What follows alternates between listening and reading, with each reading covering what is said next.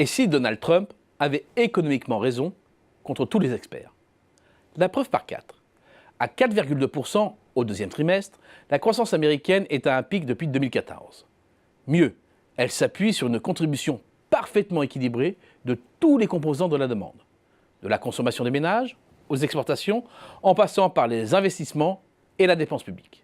Le PIB américain devrait ainsi atteindre une croissance proche de 3% cette année, selon nos prévisions. Mais ce n'est pas tout. Il y a aussi le dynamisme du marché du travail, dont la traduction est un taux de chômage au plancher, bloqué en dessous de 4%. Il faut remonter au début des années 2000 pour trouver une telle séquence. Les États-Unis étaient alors en pleine euphorie, portés par la bulle Internet.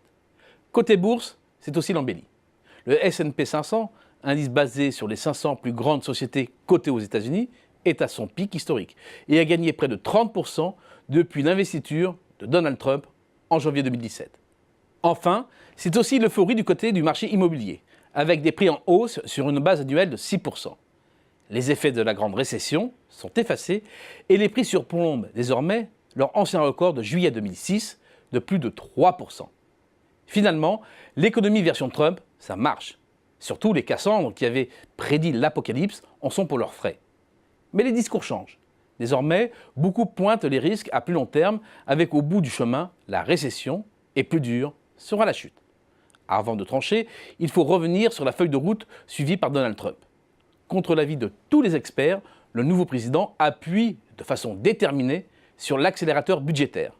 Baisse des impôts des entreprises, des ménages les plus riches, hausse des dépenses publiques militaires et en infrastructure. En toute logique, le risque est double.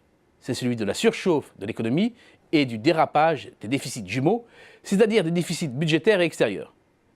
Côté surchauffe, la cote d'alerte est loin d'être atteinte. L'inflation sous-jacente est en hausse, mais à 2,3% et elle reste à un niveau proche de la cible fixée par la Fed, sans dérive excessive.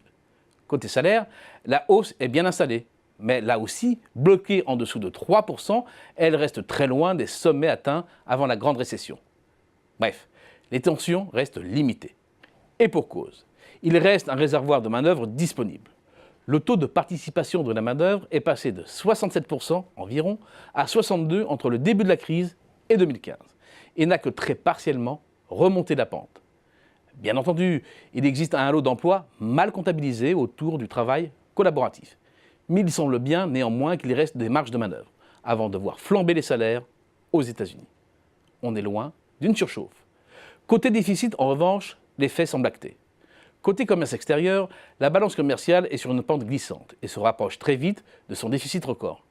Idem du côté du déficit public qui dépassera en moyenne 4% du PIB cette année. À moyen terme, ces deux dérapages non contrôlés devraient conduire, en bonne logique économique, à une forte hausse des taux, une baisse des bourses et des marchés immobiliers, avec en bout de course un ralentissement de l'ensemble de l'économie, voire une récession. C'est QFD. Sauf que cela ne se passe pas comme ça avec les États-Unis, véritable pompe aspirante de l'épargne mondiale. Et il existe bien un excès d'épargne dans le monde, que ce soit celui de la zone euro, du Japon, de la Chine ou d'autres émergents. Et comme la planète entière continue de faire confiance au dollar, monnaie de réserve mondiale, et au bon du Trésor américain, les États-Unis se financent facilement à des taux restants faibles et sans dépréciation massive de leur monnaie. Et comme si cela ne suffisait pas, les désordres en Turquie, en Argentine, au Brésil, font fuir les capitaux qui viennent s'investir aux États-Unis. Les États-Unis tomberont bien un jour à nouveau en récession. Mais ce n'est pas pour 2019, ni même certainement en 2020, date de la prochaine élection présidentielle.